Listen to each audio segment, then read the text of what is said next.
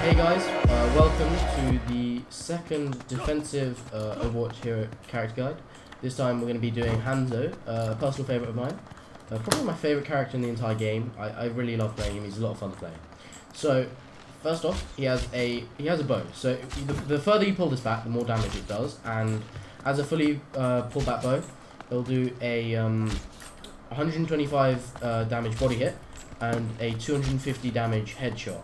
So one shot to all squishies, including Reaper, who has the unique 250 health, and two shots all squishies as well. So if you can land two fully pulled back hits, you're gonna kill anyone.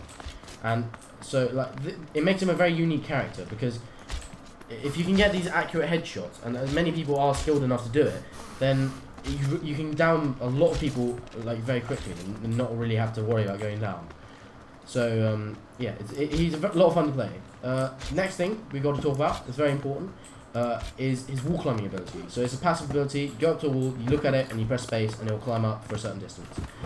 This is very useful because you know he hasn't got a range drop off or anything, so you can fight people at any range. The only problem is damage drop off. Bullet drop. So you know he's good to fight anyone at any range. So you want to be in sort of high positions, making sure that all the sort of aggressive players aren't hitting you first, they go for your tank. Next up, he has his shift ability, which is a sonic arrow, I think it is. And if you do it, and someone's within this sort of bubble area, they become visible through walls. So I can see where he's going to peek me, and I can pre-fire the shot. Draw the arrow before he even peeks the corner, and know he's going to peek there. Next, very, very important tool, is his scatter arrow. So if you stand still, Fred, are you full? So I go around here, in the cover. No, just stand open. So if in the open, often a trick I like to do is I'll fire right at their feet, and it'll bounce off the ground up into them, and it can do massive damage, one-shotting pretty much all squishies if you land the shot right. So basically, it's like almost using sort of a rocket that does that area of attack damage. And finally, a very important tool, and this is what makes him so viable and worth playing compared to someone like Widowmaker, is Fred, if you stand over there in a straight line behind me. Okay, so his ultimate. So I can block off this whole doorway like this, so no one can go through here, because if they stand where the dragons are, they'll be taking massive damage and they'll be killed almost instantly. So it just means that you can block off entire lanes of attack. Yeah, it can also catch a lot of people off guard. So yeah, that's it. Yeah, exactly. So say they're clustered together, and they're like in a straight line ahead of you. You can get maybe 2 or 3 of these done with a single dragon arrow, and that is amazing. To be honest, it's a great tool, and if it wasn't for that, I think he would still be fun to play, but he just wouldn't be as viable and stuff. It's important to have that kind of thing, especially in more serious games, because obviously if you're going for win, right, and it's towards the end of the game, you just pop down one of those, the entire avenue's blocked and they can't push in. So Hanzo is one of the sniper characters in the game. Him and Widowmaker and the newly introduced Anna are the 3 sort of sniper characters, although it's very arguable that Anna isn't a true sniper in that she doesn't deal the massive damage, she's not the headshot multiplier, she's just got a long range ability basically.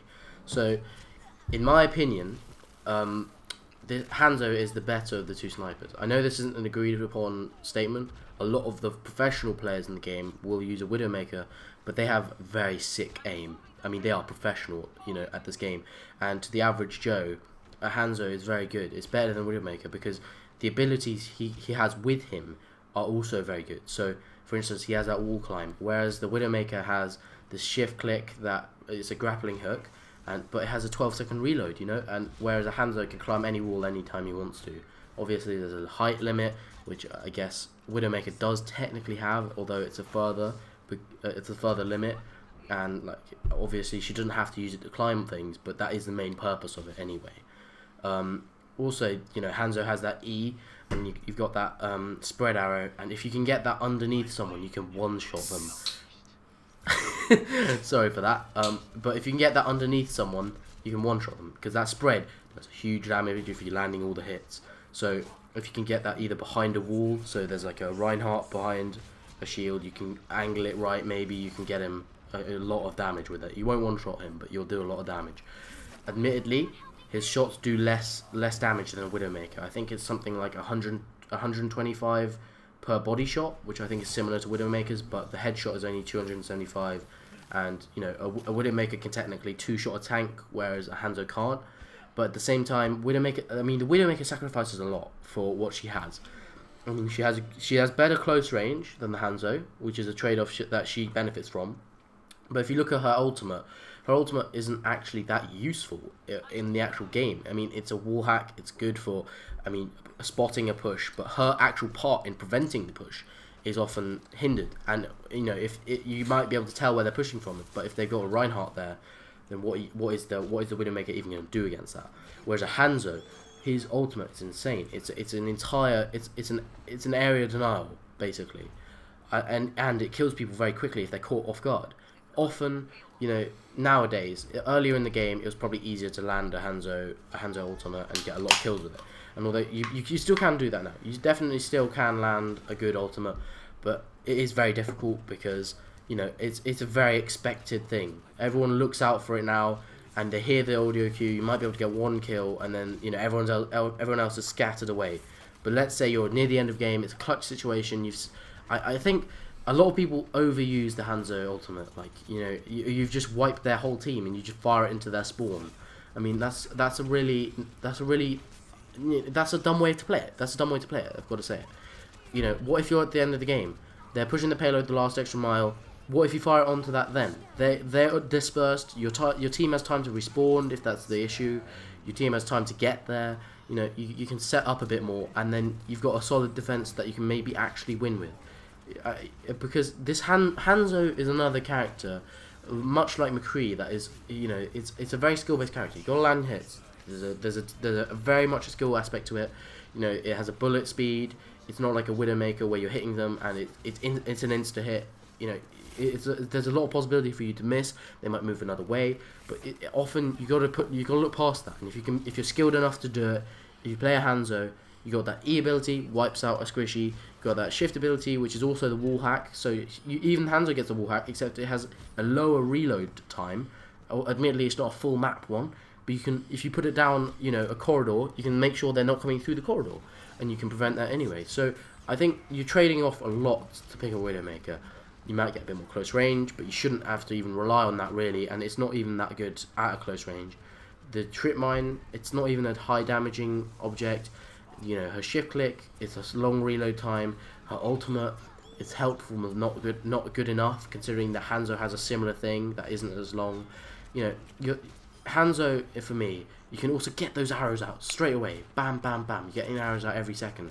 You're hitting a lot of shots, you're doing a lot of damage. You might not be getting all the massive headshot kills every second. And if you're not good enough at him, you've really got to sacrifice not playing him, because he's a fun character to play. It's an understandable thing that a lot of people try and pick him all the time, but you got to really assess your own skill level. I mean, obviously, you're in quick play. I mean, who cares, really? I mean, it's quick play, right?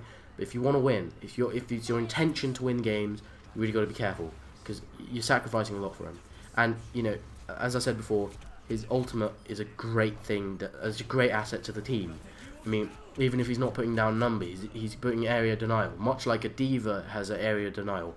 He's denying entire corridor. On Anubis, for example, they have to come through the sides. If you block down the middle, it's a great thing. So you got to be careful about that.